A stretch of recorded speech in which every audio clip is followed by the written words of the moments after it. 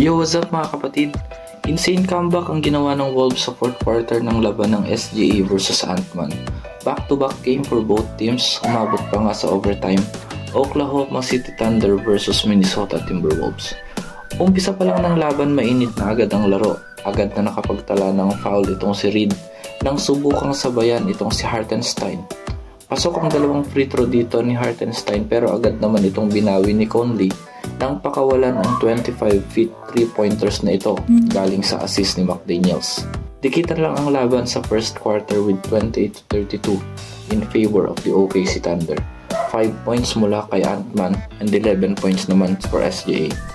Second frame, tuloy pa rin ang paglobo ng kalamangan ng OKC Thunder kung saan umabot pa nga ng 11 points ang hinahabol ng Minnesota Timberwolves dahil sa tres na ito mula kay Joe, 7-minute mark ng second quarter.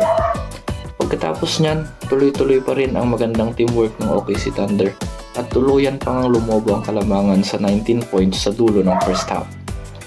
Unang puntos mula sa third quarter galing yan sa driving hook shot ni Reed pero agad namang binawian yan ng tres mula sa jump shot ni Dort mula sa assist naman ng superstar ng OKC.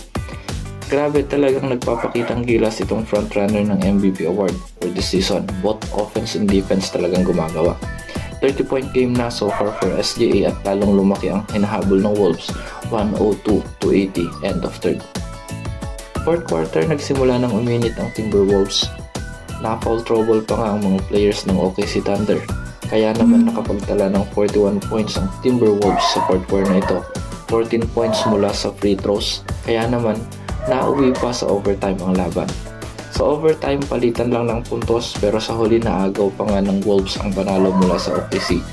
6 sa Timberwolves ang nakapagtala ng double digits sa pangungunayan ni Jaden McDaniels with 27 points at Naz Reid with 22 points. 17 points naman mula kay Anthony Edwards. Samantala, nasayang naman ang 39 points, 10 rebounds and 8 assists ni Shai Gilgeous-Alexander.